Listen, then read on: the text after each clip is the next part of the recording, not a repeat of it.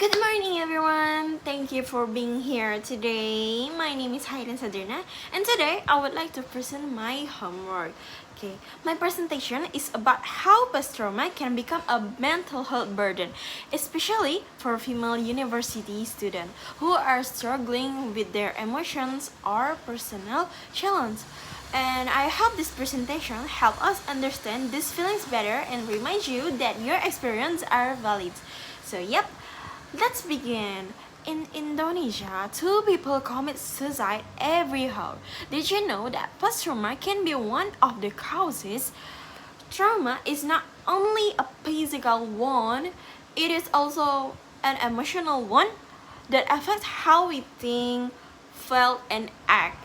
And the purpose of these presentations is to explain how post-trauma affects mental health, identify the symptoms of trauma, discuss the causes of trauma, and share ways to cope with trauma and recover.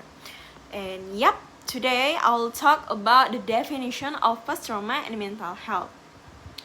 Trauma symptoms. There's 4 trauma symptoms. The first one is emotional, the second one is physical, the third one cognitive, and the last one is behavior. And yep, and the causes of trauma, how to deal with trauma, and the last one is conclusion. So yep, let's go to the definitions. Trauma is a painful experience that hurt us emotionally and mentally. Mental health is a state of well-being that help us handle stress in life or daily life. Trauma can strongly affect mental health. It can lead to problems like anxiety, bipolar, PTSD, and depressions. And people may react to trauma in different ways. And not different ways, but a lot of ways.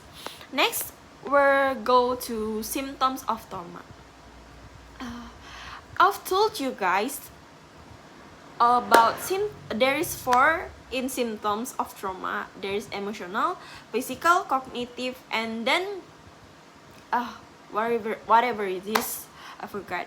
Okay, so yep. And the first one is emotional symptoms. Emotional symptoms are feelings that become difficult to control because of past trauma. These emotions often appear suddenly or feel stronger than usual, like excessive fear, depression, chronic anxiety, and mood swing. Next, we're gonna talk about physical symptoms.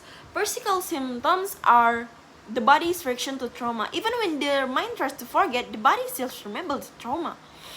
For example, insomnia or sleep problems, unexplained physical pain, strong fight or flight response, and then digestive problems. Next, cognitive symptoms. Cognitive symptoms affect how someone thinks and processes information, like they easily forget or can't remember anything, or maybe people call it with deja vu or jamais vu.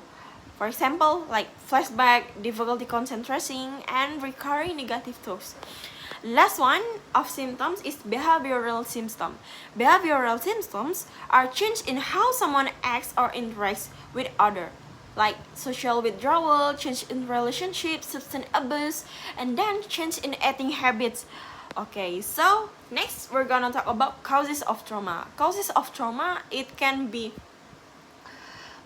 affected by physical or verbal abuse, traumatics, even like accidents or natural disasters, social pressure, economic and social instability, and then genetic or hereditary factor.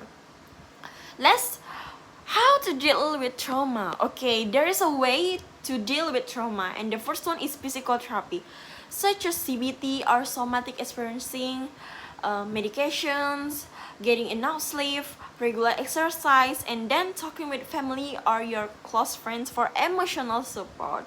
So, in conclusions, post-trauma has a strong impact on mental health. It is important for us to recognize the symptoms and get proper help. Social support, therapy, and self-care are key parts of healing. We also need to reduce stigma and improve access to mental health services.